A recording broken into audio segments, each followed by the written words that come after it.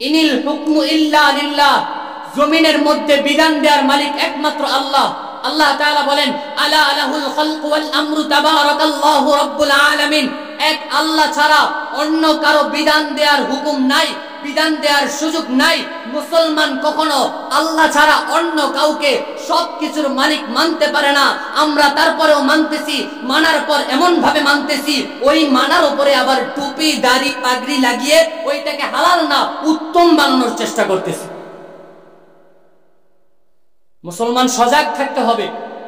কোন ফাঁকে আপনাদেরকে ঈমান থেকে বের করে দিয়ে গায়রুল্লাহর ইবাদতের মধ্যে নিয়ে যাবে আপনারা টেরও পাবেন না। দুনিয়ার সমস্ত শক্তিগুলো চাচ্ছে আপনাদেরকে তাদের গোলাম বানানোর জন্য।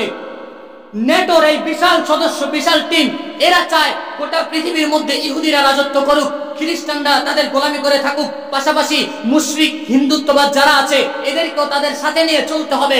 সমস্যাটা কোথায়? সমস্যাটা একমাত্র হলো মুসলমানদেরকে নিয়ে। সমস্যাটা হলো ইসলাম আর কোরআনের অনুসারীদেরকে নিয়ে। এই যত নাস্তিক দেখবেন যারা ধর্ম মানে না, তাদেরও সমস্যা ইসলাম নিয়ে, মুসলমান নিয়ে। আপনি দেখবেন না হিন্দুদের উপর নির্যাতন হচ্ছে, আপনি দেখবেন না মুশরিকদের উপর নির্যাতন হচ্ছে। নির্যাতন হচ্ছে কার উপর? মুসলমানের উপর। দর্শন হচ্ছে কে? মুসলমান।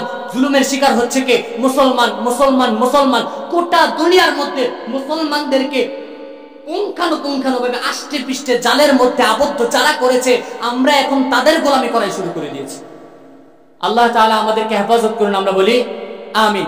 আল্লাহ রাসূল সাল্লাল্লাহু আলাইহি ওয়াসাল্লামের জিন্দেগিতে আমরা দেখেছি যখন কুফর এবং তাগুত এবং তাওহীদ একত্রিত হয়েছে, তাগুত এবং তাওহীদ যখন দুই দিকে হয়েছে, আল্লাহর রাসূল সাল্লাল্লাহু আলাইহি ওয়াসাল্লাম এবং সাহাবায়ে কেরাম তারা তাগুতকে বর্জন করে তাওহীদের পক্ষে এসে দাঁড়িয়ে তারা তাগুতকে ধিক্কার জানিয়ে প্রমাণ করেছে আমরা তাগুতের পক্ষে না, আমরা তাওহীদের পক্ষে। আর আজকে আমরা নিজেদের ঈমান পরিচয় ভুলে গিয়ে, আত্মপরিচয় ভুলে গিয়ে আমরা এখন বুঝিই না কোনটা তাগুত আর কোনটা তাওহীদ। তাওহীদ মানে কি? জন্ম হয়েছি মুসলমানের ঘরে, মুসলমানের ঘরে যেহেতু জন্ম হয়েছি তাহলে তো আমি মুসলমানই। এবার যদি আমি নামাজ নাও পড়ি তাও মুসলমান, এবার যদি আমি রোজা না রাখি তাও মুসলমান, আমি যদি ওয়েস্টার্ন কালচারে বড় হই তাও আমি মুসলমান, আমি যদি মাঝে মধ্যে ধর্মীয় শুভেচ্ছা জানানোর জন্য হিন্দুদের মন্দিরে গিয়ে তাদের পূজার উৎসবের শুভেচ্ছা জানাই তাও আমি মুসলমান। আমার ঈমান থাকলেও মুসলমান, না থাকলেও মুসলমান। আল্লাহ রাসূল সাল্লাল্লাহু আলাইহি ওয়াসাল্লামের জিন্দেগিতে যখন তিনি মক্কার কুরাইশদের মাধ্যমে বিভিন্নভাবে আঘাতপ্রাপ্ত হচ্ছিলেন, তখন মক্কার কুরাইশরা দেখলো মুহাম্মদ আমাদের ভাতিজা, আমাদের ছেলে, আমাদের নাতি, সে তো মানুষের মধ্যে ধর্মের দাওয়াত দিয়ে বেড়ায়, ইসলামের দাওয়াত দিয়ে বেড়ায়, মানুষের মধ্যে দ্বীনের কথা বলে, আর আমাদের মূর্তি পূজার বিরোধিতা করে। আরে মুহাম্মদ যদি মূর্তি পূজার বিরোধিতা করে তাহলে তো আমাদের জীবন এখানেই শেষ। মুহাম্মদ যদি মূর্তি পূজার বিরোধিতা করে তাহলে তো আমাদের পূর্বপুরুষের ইতিহাস শেষ, আমাদের ক্ষমতা শেষ। না না না, যেভাবেই হোক মুহাম্মদকে আটকাতে হবে। মুহাম্মদকে আটকানোর জন্য কি করতে হবে? মক্কার কুরাইশ গোত্রের লোকের সর্বোচ্চ পর্যায়ের শ্রেণীর যারা গোত্রপতি আছে, যারা সমাজপতি আছে, তারা একত্রিত হয়ে তারা একটা সিদ্ধান্তে পরামর্শে বসলো, মুহাম্মদকে তার দাওয়াত থেকে আটকাতে হবে। কেন? সে যদি তার কথা বাস্তবায়ন করে ফেলে, সে যদি তার মতের উপর সমাজ প্রতিষ্ঠিত করে ফেলে তাহলে আমাদের আর ক্ষমতা থাকবে না। মুহাম্মদকে যেভাবেই হোক তোমরা বাধা প্রদান করো। কিভাবে মুহাম্মদকে বাধা প্রদান করা যাবে?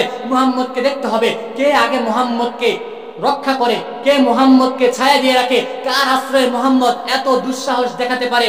তারা গবেষণা করে দেখলো, এই ব্যক্তি হলো মুহাম্মদের চাচা আবু তালিব। আবু তালিবকে আমরা আগে বুঝাতে হবে। আবু তালিব যদি রাজি হয় তাহলে মুহাম্মদ এই কাজ করা বন্ধ করে দিবে। মক্কার কুরাইশ গোত্রের সমস্ত লোকেরা আবু তালিবের দরবারে আসলো। আবু তালিবকে বলল, তুমি তো জানো আমাদের পূর্বপুরুষদেরকে নিয়ে কেউ যদি কথা বলে তাহলে তো আমাদের সহ্য হয় না। আরে আমরা তো হলাম বীরের জাতি, আরবের গোত্রপতি, আমাদের সামনে আমাদের পূর্বপুরুষদের বিরোধিতা কেউ করবে, আমাদের সামনে আমাদের প্রভুদেরকে নিয়ে কথা বলবে, সেই দুঃসাহস দেখাবার শক্তি কারো আছে নাকি? কিন্তু তোমার কুরাইশ গোত্রের তোমার ভাতিজাই তো আমার মূর্তি পূজার বিরোধিতা করতেছে, আমাদের পূর্বপুরুষদের বিরোধিতা করতেছে। মুহাম্মদকে যেভাবেই হোক থামাও, মুহাম্মদকে যেভাবেই হোক আটকাও, মুহাম্মদকে যেভাবেই হোক তার কাছ থেকে, তার দাওয়াত থেকে, আমাদের মূর্তির বিরোধিতা থেকে তাকে আটকাও, তাকে বিরোধিতা করা থেকে বাধা প্রদান করো, সে যেন আমাদের বিরুদ্ধে না যায়। আবু তালিব বলল, ঠিক আছে, মুহাম্মদকে আমি বাধা প্রদান করব। আবু তালিব মুহাম্মদুর রাসূলুল্লাহ সাল্লাল্লাহু আলাইহি ওয়াসাল্লামকে বললেন, ভাতিজা তুমি আমাদের পূর্বপুরুষদের বিরোধিতা করা ছেড়ে দাও, আবার কিছুদিন গেল, দেখা গেল মুহাম্মদুর রাসূলুল্লাহ সাল্লাল্লাহু আলাইহি ওয়াসাল্লাম গোটা আরবের সমস্ত লোকদেরকে দাওয়াত দিচ্ছেন, বলছেন লা ইলাহা ইল্লাল্লাহ মুহাম্মাদুর রাসূলুল্লাহ, আল্লাহ ছাড়া কোনো ইলাহ নাই। কাবা চত্বরের মধ্যে, কাবা প্রান্তরে যে কয়টা মূর্তি আছে একটাও তোমাদের ইলাহ না, এগুলো কিচ্ছু না, এগুলোর পূজা করা যাবে না, এগুলো সাধারণ মাটি ছাড়া কিচ্ছু না, এগুলো তোমাদের হাতে তৈরি হওয়া তোমাদের প্রভু ছাড়া কিচ্ছু না। এইভাবে যখন তিনি দাওয়াত দিতে লাগলেন, মক্কার কুরাইশদের মাথা ব্যথা আরো বেড়ে গেল। হায় হায় হায় হায়, ইসলাম তো প্রচার হয়ে যাচ্ছে, ইসলাম তো প্রচার হয়ে যাচ্ছে, ইসলাম তো প্রচার হয়ে যাচ্ছে, কিভাবে রুখা যায়? ওই মক্কার গোত্রপতি, সমাজপতি, মশওয়ারা যারা দেয়, সমাজপতিরা একত্রিত হয়ে এবার আবু তালেবকে ৮ বেঁধে জোরালো ভাবে ধরলো। আবু তালেব, তোমাকে না নিষেধ করা হয়েছিল?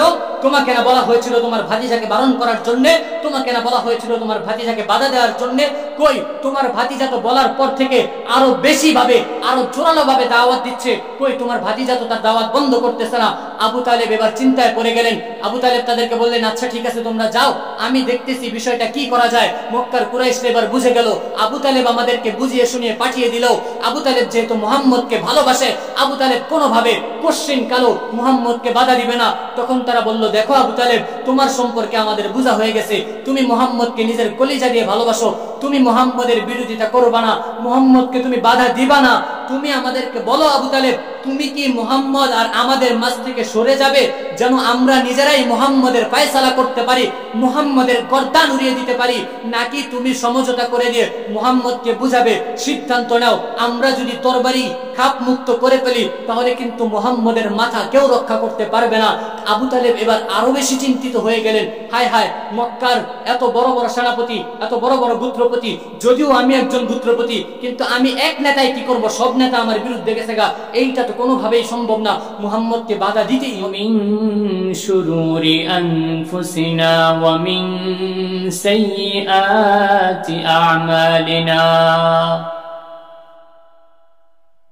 من يهده الله فلا مضل له ومن يضلله فلا هادي له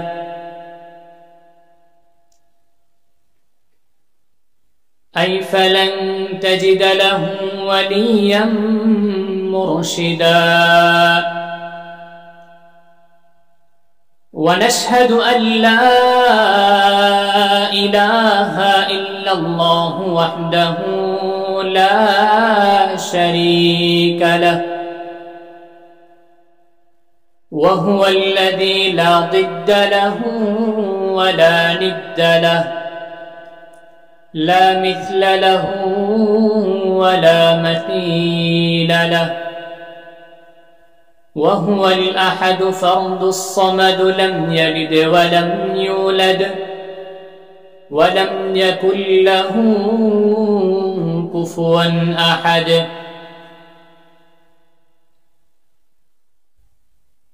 أعوذ بالله من الشيطان الرجيم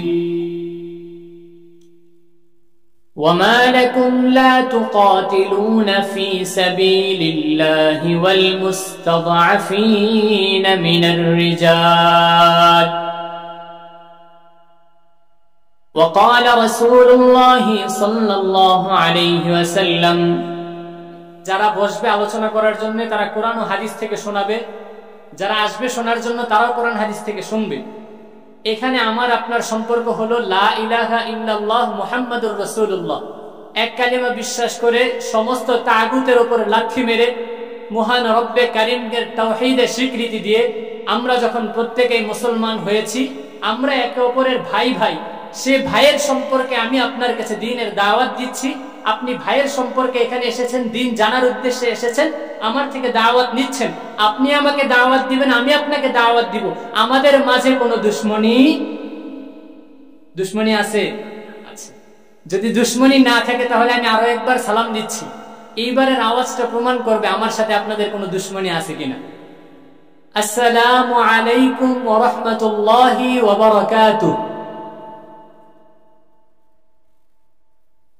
না, বুঝা গেছে যে মাহফিলের ময়দানে কিছু মর্দে মুজাহিদ মুমিন আছে। রাস্তাঘাটে যে পরিবেশ, যে অবস্থা, আল্লাহ রাসূল সাল্লাল্লাহু আলাইহি ওয়াসাল্লাম বলেছেন দুনিয়ার মধ্যে সর্বোত্তম জায়গা হলো মসজিদ, আর সর্বনিকৃষ্ট জায়গা হলো বাজার। সর্বনিকৃষ্ট জায়গা কোনটা? জোরে বলতে হবে। বাজার। সর্বোত্তম জায়গা কোনটা? মসজিদ। আপনারা তো আশেপাশের মসজিদ থেকে নামাজ পড়ে এসেছেন। এখানে কোরআনের আলোচনা হচ্ছে, এটা একটা জান্নাতের বাগান। তো দুনিয়ার সর্বনিকৃষ্ট জায়গা বাজার, আর এটা হলো জান্নাতের বাগান। মানুষের বুঝ কত কম হলে বা মানুষ কত চিন্তাহীনতায় ভুগলে, আত্মপরিচয় আত্মমর্যাদা বোধে ভুগলে বাজারের মধ্যে মানুষের সংখ্যা বেশি না জান্নাতের মধ্যে মানুষের সংখ্যা বেশি? হওয়া উচিত ছিল কি, মাহফিলে মসজিদে মানুষের সংখ্যা বেশি হবে, বাজারে মানুষের সংখ্যা কম হবে। কিন্তু আমাদের অবস্থা হয়ে গেছে উল্টো। আল্লাহ রাসূল বলছে জান্নাত এই দিকে, জাহান্নাম এই দিকে। আমরা চলতেছি এই দিকে আর ছেড়ে দিয়েছি এই পথ। আমরা আবার যেতে চাই জান্নাতে। বলেন তো জান্নাতে যাওয়া যাবে না জাহান্নামে? আপনারা মনে রাগ করছেন? জান্নাতের পথ হলো ডান দিকে। আমি বাম দিকে যতই চলি, চলতে চলতে চলতেই থাকি, আমার চলার শেষ হবে না, পথ থাকবেই, হাঁটতেই আছে, আমার তো জান্নাত খুঁজে পাওয়া যাবে না। আল্লাহ রাসূল বলছে মসজিদে সময় বেশি দাও, বাজারে সময় কম দাও। আমরা বাজারে সময় বেশি দিতেছি, মসজিদে সময় কম দিতেছি। আমাদের ভাবসাবটা এমন, আপনি তো আপনার মতো করে বইলে গেছেন, আপনার কথা শুনলেই কি আর না শুনলেই কি। নাউজুবিল্লাহ বলে। আল্লাহ তাআলা আমাদেরকে বুঝার তৌফিক দান করুন, আমরা বলি আমিন। আপনাদের পোস্টারে আমার নাম লেখা হয়েছে, জোনায়েদ ফরাজি, কুমিল্লা। দেশের বাড়ি কুমিল্লা হিসেবে ঠিক আছে। নামের নিচে লেখা হয়েছে, টাইটেল বা উপাধিতে লেখা হয়েছে লেখক ও গবেষক। আমি অত বড় মাপের কেউ না, আপনারা মনে করতে পারেন। আমি একজন আল্লাহ রসুলের নগণ্য উম্মত, আল্লাহ তাআলার এক গোলাম। মানুষের মাঝে দ্বীন প্রচারের জন্য কিছু কথা বলার চেষ্টা করি, দেশের প্রান্তে প্রান্তে মানুষের কাছে ছুটে যাওয়ার চেষ্টা করি। বিশেষ করে যুবকদের উদ্দেশ্যে আমি কথা বলা, তাদেরকে দাওয়াত দেয়া, তাদেরকে দ্বীনের পথে আনার জন্য চেষ্টা করাটা আমি একটু বেশি করি।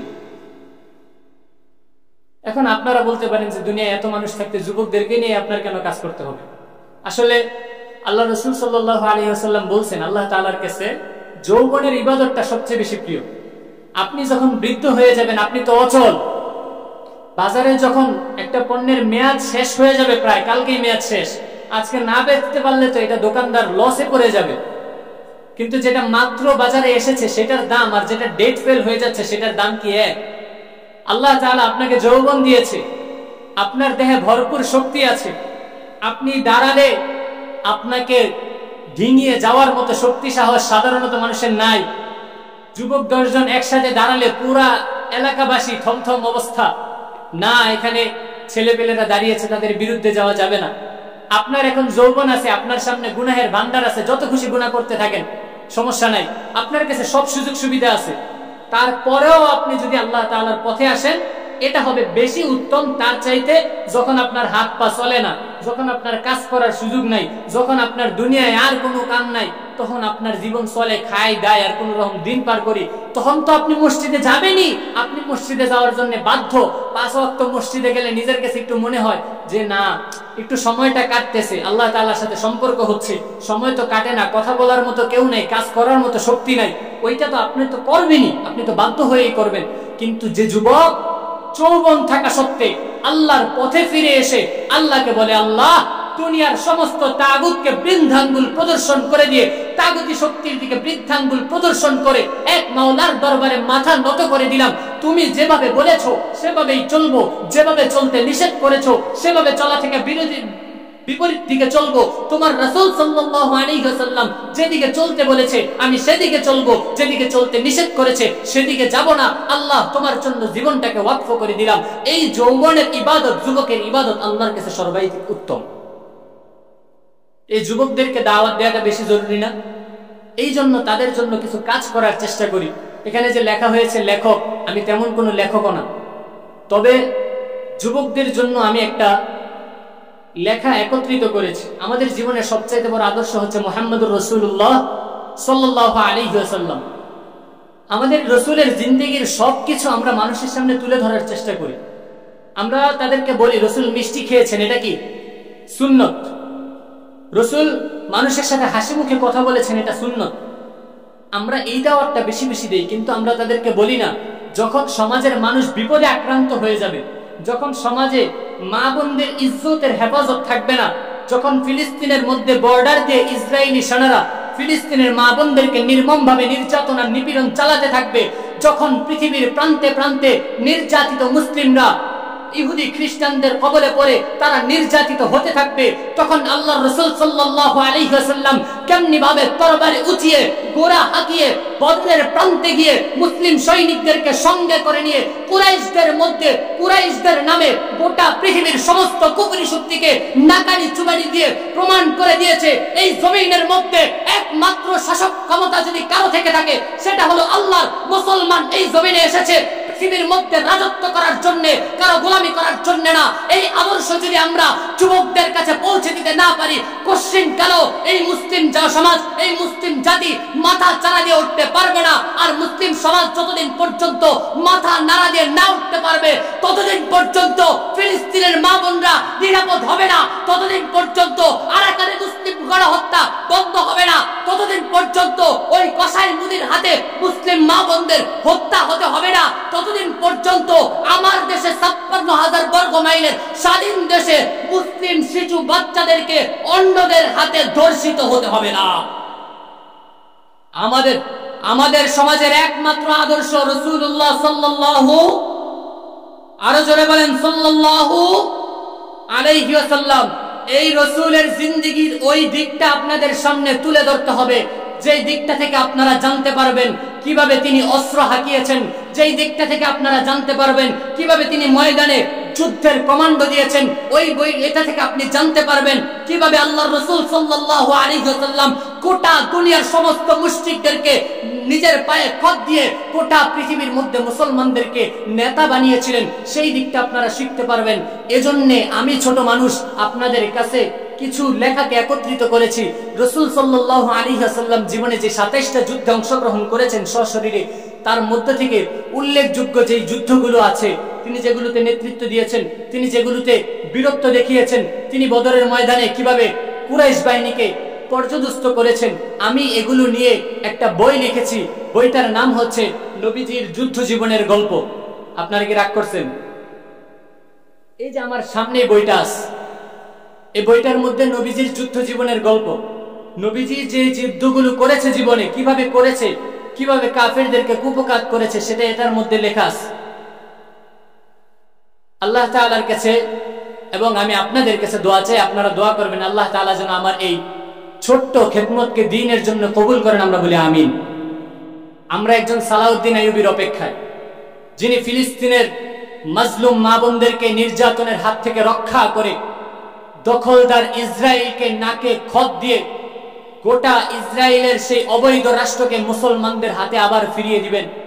আমরা একজন মুহাম্মদ বিন কাসিমের অপেক্ষায়, যিনি ভারতের এই কসাই মুদি, গুজরাটের কসাই, যিনি প্রতিনিয়ত মুসলিম মা বোনদের ধর্ষণ আর হত্যার শেল্টার দিয়েই যাচ্ছেন, তাকে রুখে দিয়ে রাজা দাহিরকে যেভাবে রুখে দিয়েছিল মুহাম্মদ বিন কাসিম, তেমনি ভাবে মুহাম্মদ বিন কাসিমের উত্তরসূরি হয়ে ভারতে এই দাদা বাবুদেরকে রুখে দিয়ে মুসলিমদেরকে আবার মাথাচাড়া দিয়ে ওঠার সুযোগ যিনি করে দিবেন, সেই উদ্দেশ্যে যুবকদের সমীপে আমি এই সংখ্যাটুকু লিখেছি, এই পুস্তিকাটুকু লিখেছি।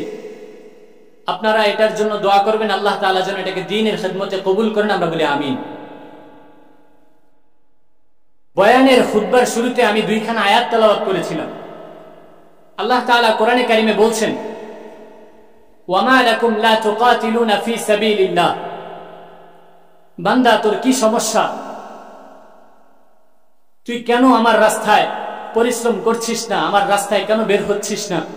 কেন আমার দ্বীনের দাওয়াতের কাজ করছিস না? আপনাদের মনোযোগ আছে? আছে? থাকলেই হল। কথার মাঝখানে যদি দেখি যে মনোযোগ বিচ্ছিন্ন হয়ে যাচ্ছে, তাহলে শেষ করে দিয়ে চলে যাব।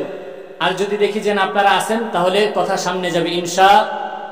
আর জোরে বলেন ইনশা। যে কথা বলতেছিলাম, ফার্সি একটা শের আছে, बर्बादे गुलिस्तां के लिए एक ही उल्लू काफी है, गुलिस्तां की हर शाख्स पे उल्लू बैठे रहे, फिर अंजामे गुलिस्तां क्या होगा।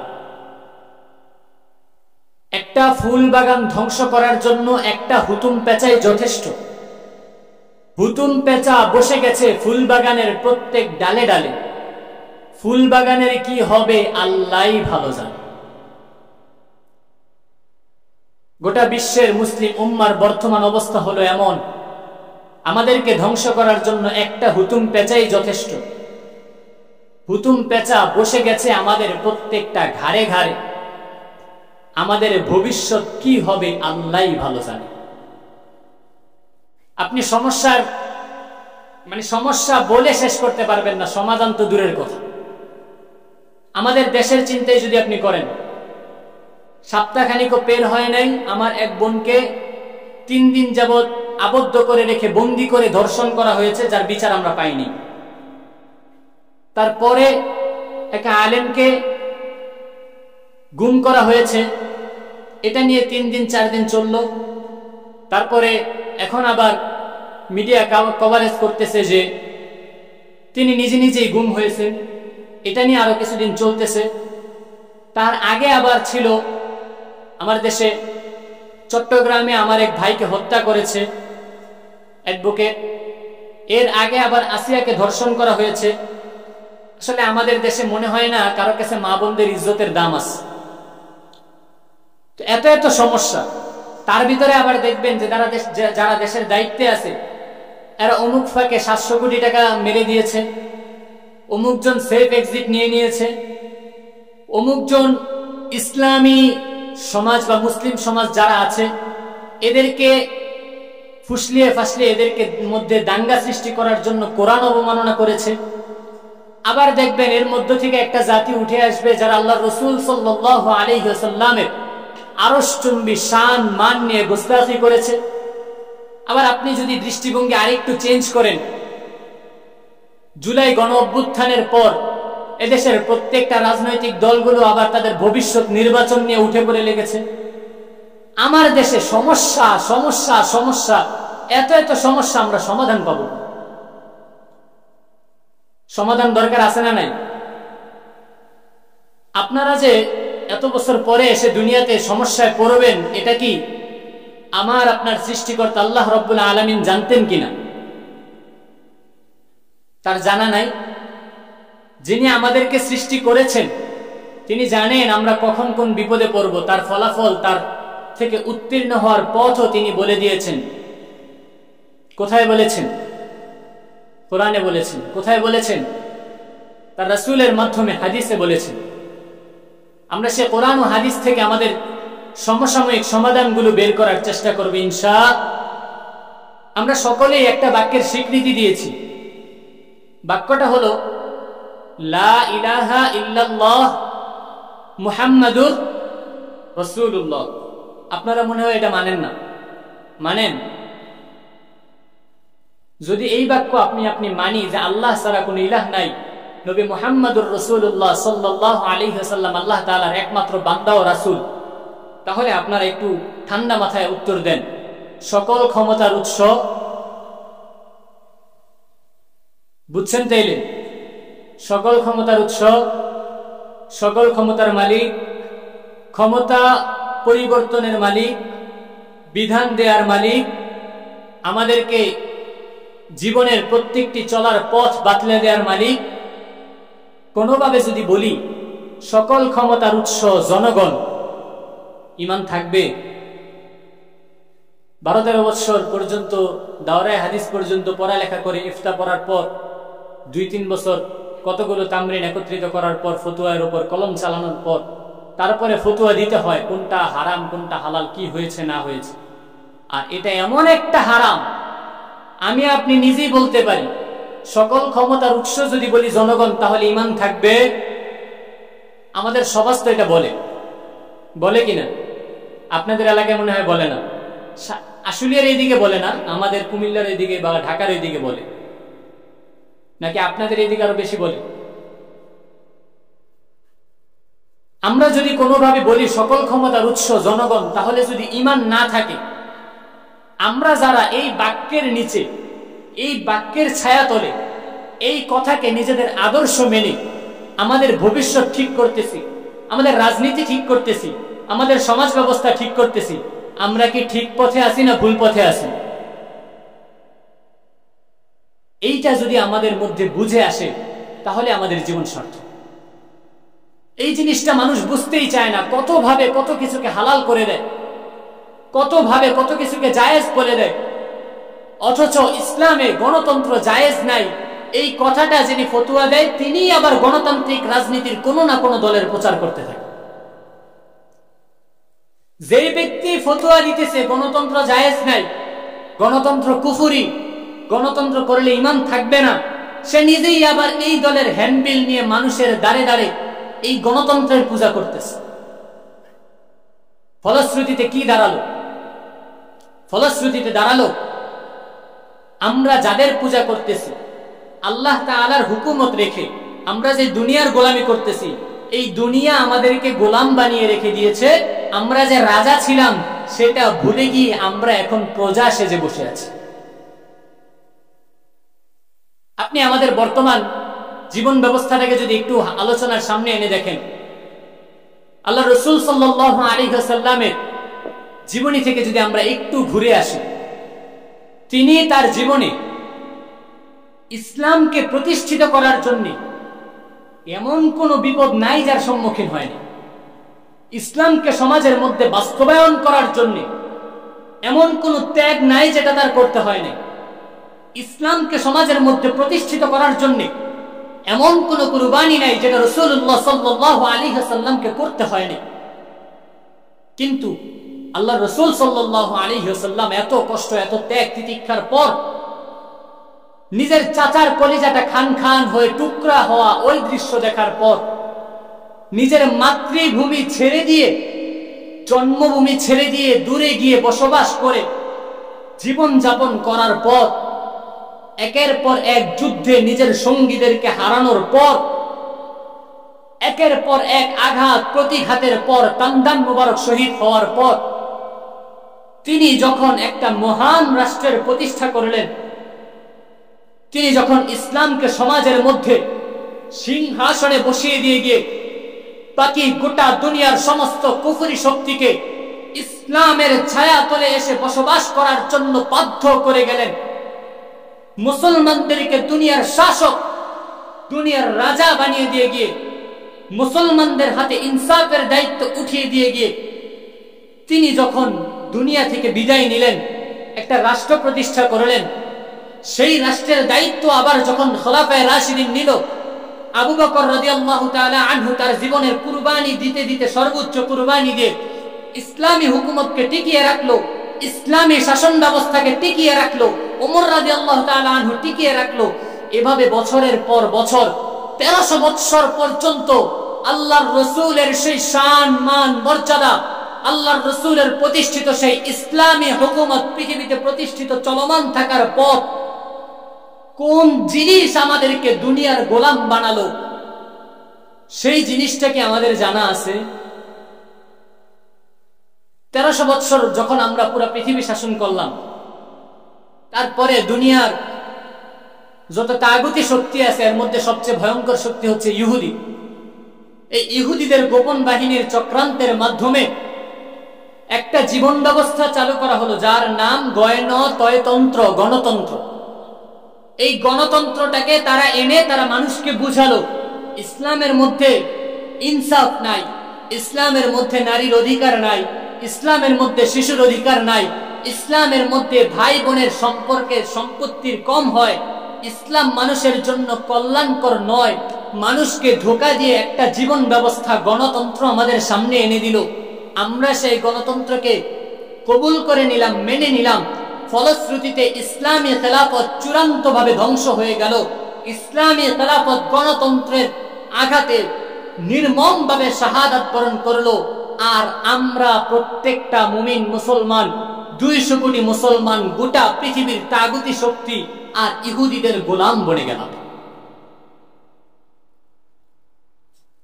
তারপরেও যদি কেউ আপনারে বলে যে না এই গণতন্ত্রটা আসেন করি, আপনি কি সেই পথে যাবেন? আপনাকে বোঝানো হতে পারে, আপনাকে এই কথাটা বোঝানো হতে পারে, কোনোভাবে আগে সংসদে যাই, সংসদে যাওয়ার পরে তারপরে ইসলাম প্রতিষ্ঠা করে ফেলবো। কিছুদিন আগে আমার দেশের ধর্ম উপদেষ্টা বলতেছে যে দেশের যত বড় বড় ওলামায়ে কেরাম আছে তাদেরকে সরকারের দায়িত্ব এনে দেন। সে সরকারের দায়িত্ব নিতে হলে তাকে মদের লাইসেন্স ইস্যু করতে হবে। সে যদি মদের লাইসেন্স ইস্যু না করে, সে যদি সুদের বৈধতা না দেয়, সে যদি সরকারি নিয়মগুলো না মানে, সে যদি সংবিধানের সাথে একাত্মতা পোষণ না করে, তাহলে সে তো সরকারি দায়িত্বশীল হতে পারবে না, সে তো গভর্নমেন্টের দায়িত্বে যেতে পারবে না। তো আমি তো মন্ত্রণালয়ে এসেছি মদের লাইসেন্স ইস্যু করে। যারা বলে সংসদে গিয়ে ইসলাম প্রতিষ্ঠা করবে, এদের কথার মানে হলো এই, ইসলামকে বিকৃত করে দিয়ে কোরআনের বিধানের উপর পা রেখে আব্রাহাম লিঙ্কনের ধর্মের পূজা করে তারপরে সংসদে যাব, ইসলামকে নির্মমভাবে শহীদ করে দিয়ে সংসদে গিয়ে তারপরে তওবা করে এরপরে ইসলাম আনবো। তার মানে হলো এই, আল্লাহ রাসূল বলছে সন্তান বাড়াও, উম্মত বাড়াও, আমি কিয়ামতের ময়দানে আল্লাহর সামনে আমার উম্মতের আধিক্যতা নিয়ে বেশি বেশি উম্মত নিয়ে আল্লাহর সামনে যাব। আর সেই উম্মত বাড়ানোর ফজিলত শুই না, বিয়ে করা বাদ দিয়ে অবৈধভাবে সন্তান জন্ম দেয়া যেই কথা, গণতন্ত্রের মাধ্যমে ইসলাম প্রতিষ্ঠা করা একই কথা।